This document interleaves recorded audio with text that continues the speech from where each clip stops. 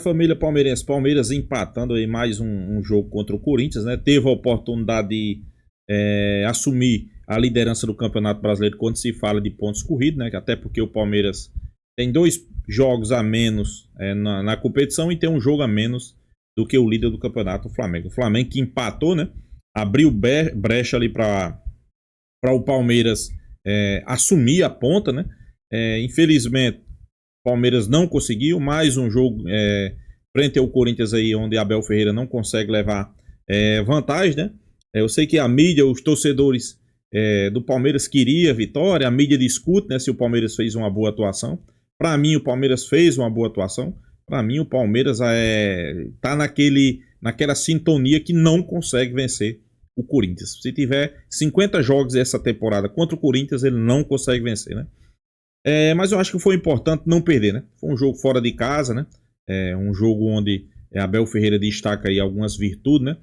Lucas Evangelista jogando muito bem, Kelvin jogando bem, Vitor Roque jogando bem. Então, tem alguma coisa a se aproveitar, né, pessoal? A realidade é essa, né? Vamos acompanhar o vídeo aí, o análise perfeito de Massa, né? Créditos do vídeo, Band Esporte, link na descrição. Vamos acompanhar. Abel falando. Massa, eu vou começar com você. O gosto é de fizemos o que deu, é um empate com sabor de derrota, como mais ou menos falou o Abel, ou tá bom, porque afinal o time vem se desempenhando bem e aquele carinha ali, o número 9, tá jogando cada vez melhor. Qual é o balanço que se faz? Tem muita coisa, né? Tem, assim, o gosto é de frustração mesmo. Acho que fica uma frustração por não ter vencido o jogo. Mas são as duas coisas, todas juntas, misturadas, né? Você pega o Corinthians com muitos desfalques, o time jogou na quarta-feira. O segundo tempo do Corinthians foi bem difícil em termos físicos, muitas mudanças, jogadores mal fisicamente, o Memphis e o Garro especificamente, né, tendo que improvisar o tempo todo.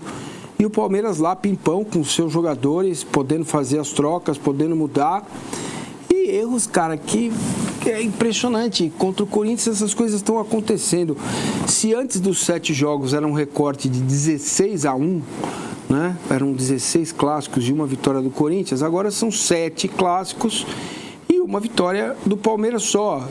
Lembrando que o Everton toma um frango na Arena Barueri, com o Corinthians tinha 9 jogadores em campo, aí você vai para uma final, o Veiga perde o pênalti, aí você vai para outra decisão, com 15 minutos o Aníbal é expulso. Tem muita coisa acontecendo entre Palmeiras e Corinthians, favoravelmente ao Corinthians, além do mérito que tem o Corinthians de saber se defender. O Corinthians soube se defender ontem.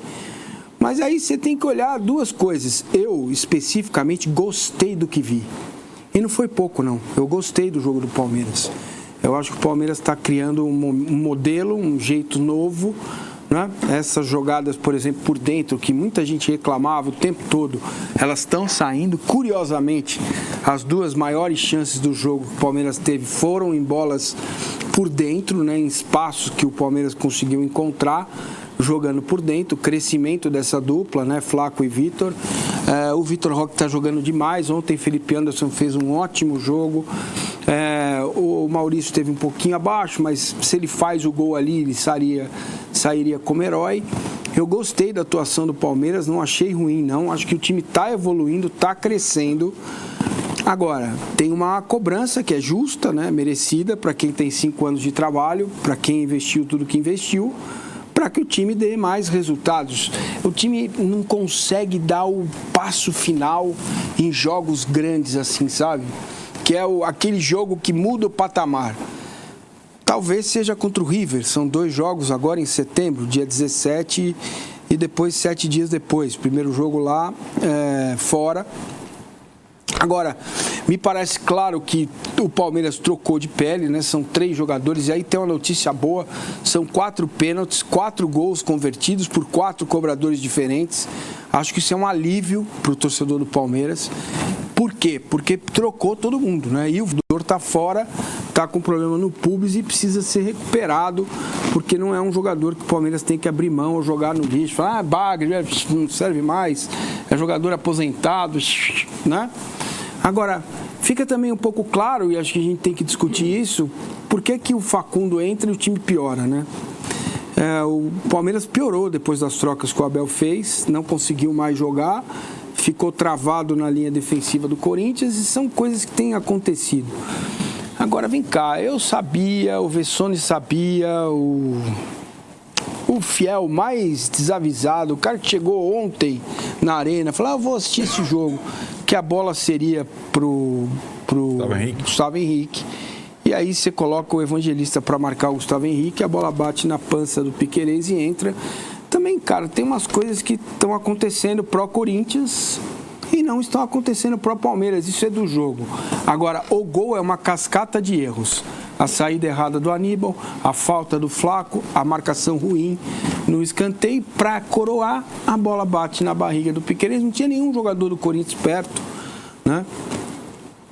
Eu achei que o Palmeiras jogou bem, agora frustra porque quem estava acompanhando a rodada, do ponto de vista do Palmeiras, como eu estava até ao vivo no segundo tempo lá de Grêmio e Flamengo, assisti o primeiro tempo, não gostei do que vi. É a segunda vez que o Flamengo dá uma enroscada e o Palmeiras não ganha. Contra o Vitória eu fiquei louco da vida e ontem eu fiquei muito mais incomodado, não é por não vencer o Corinthians, a gente sabe quando um time está muito bem, o outro está muito mal, né, em termos de elenco, de problemas fora do campo, isso acaba se equilibrando dentro do campo, porque é um derby, é um jogo diferente, não foi bem por isso não. Mas me incomodou mais na briga pelo título, quando o Flamengo dá uma ramelada em casa. Você poderia hoje ser líder por pontos corridos, bastaria vencer o Juventude para enfrentar o Flamengo no Maracanã, se todo mundo vencer tudo, com a vantagem de poder empatar. Isso que mais me incomoda e foi o que aconteceu contra o Vitória naquela escalação patética do treinador de trocar todo mundo, né, e tomar 2-0 e ter que ir buscar o 2-2. Se o Palmeiras tivesse jogado ali, sei lá, 70 minutos com a maioria dos seus jogadores, teria vencido o jogo e a diferença seria menor. Então, o campeonato do Palmeiras precisa olhar agora para o Flamengo, o que o Flamengo faz, o que o Palmeiras vai fazer, porque está muito mais do que claro, como gosta de dizer o âncora, que vai ficar o título do Campeonato Brasileiro, vai ficar com o Palmeiras ou com o Flamengo. Eu não tenho a menor dúvida disso. Eu também não. A não ser que aconteça uma coisa muito diferente, na minha concepção, que o Cruzeiro passe a jogar de forma muito diferente, que sabe jogar, é só esse jeito que sabe fazer, né? Mas pode acontecer e tal, mas para mim é Palmeiras e Flamengo brigando pelo título do Campeonato Brasileiro. Eu não vejo outra equipe capaz disso. Tem muito boa notícia, Evangelista jogou muito bem, né? O Kelvin tomou a posição do lado direito. São coisas que estão sendo construídas, gente. Também não dá pra gente achar que você vai pegar 13 jogadores, colocar no campo e falar, pronto, toma aí, come aí 700 milhões, joga, ganha de todo mundo. Não funciona assim o futebol, né? Acho que tem que ter fazer esse tipo de análise também. Eu faço, né? Gosto de fazer e acho que isso é importante você colocar na hora de analisar jogo, desempenho, resultado. O desempenho foi bom e o resultado não foi bom. Poderia ter sido melhor. O Palmeiras teve 2 chances cara a cara. E aí, cara, o Vitor Roque está cara a cara com o goleiro, ele chuta, a bola bate na cabeça do Hugo, bate no pé dele e não entra, vai para fora. O cruzamento vem, a bola bate na barriga do Piquerez e entra. É assim o jogo, cara. É assim o futebol. O Corinthians está contra o Palmeiras se superando, mereceu os resultados que teve.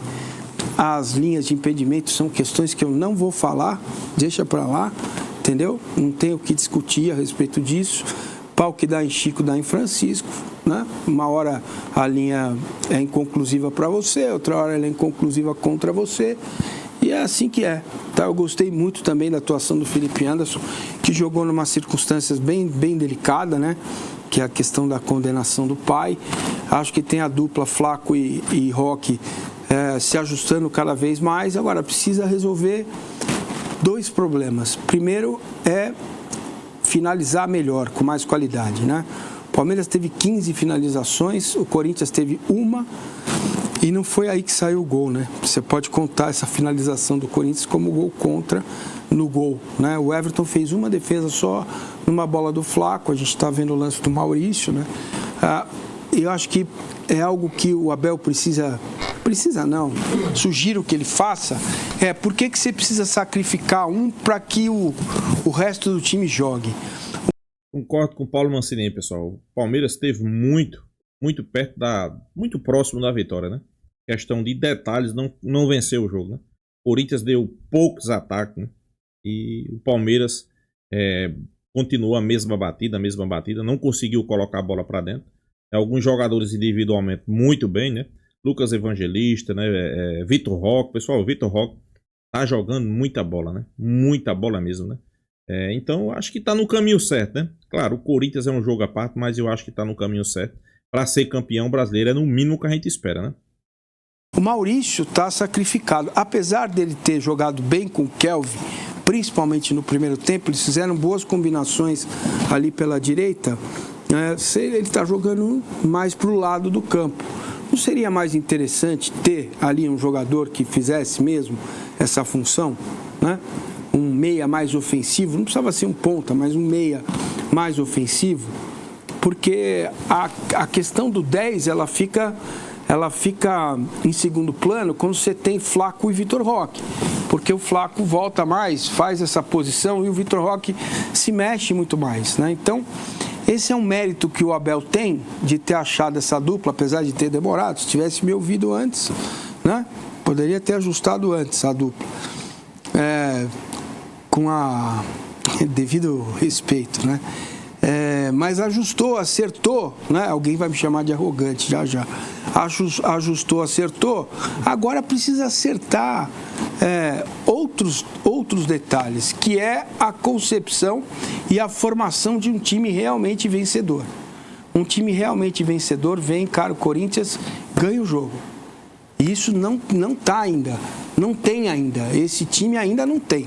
Agora, ganhou do São Paulo, ganhou do Inter fora, lá atrás, né? Ganhou do Corinthians no primeiro turno. Se você imaginar o contexto, o Palmeiras, imaginem, possivelmente, talvez, um dia, campeão brasileiro. Você olha, ganhou do São Paulo em casa, empatou fora, não jogaram ainda.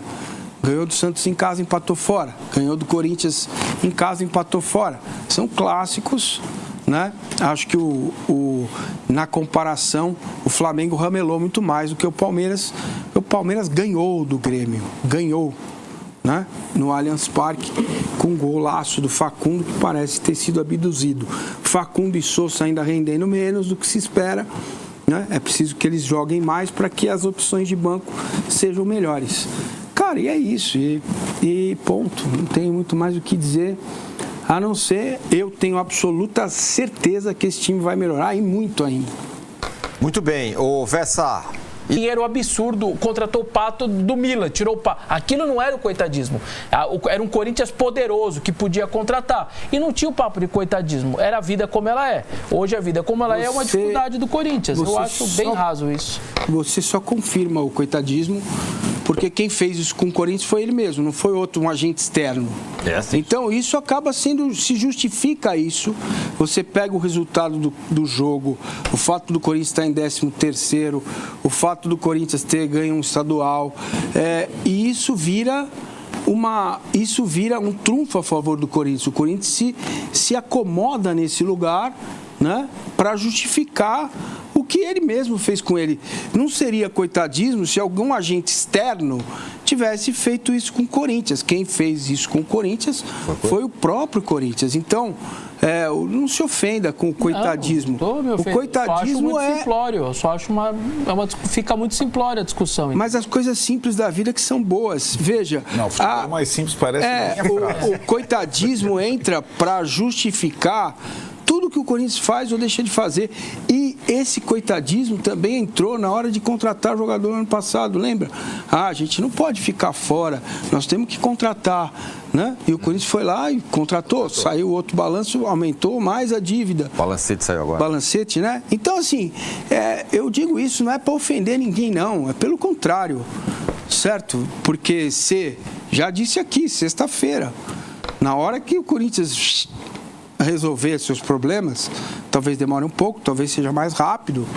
Não vai ser a espanholização, vai ser Flamengo e Corinthians, deveria ser. E não é por incapacidade do Corinthians. Então, não é tira o Palmeiras da história. Você pode pegar os últimos jogos do Corinthians na Neoquímica Arena.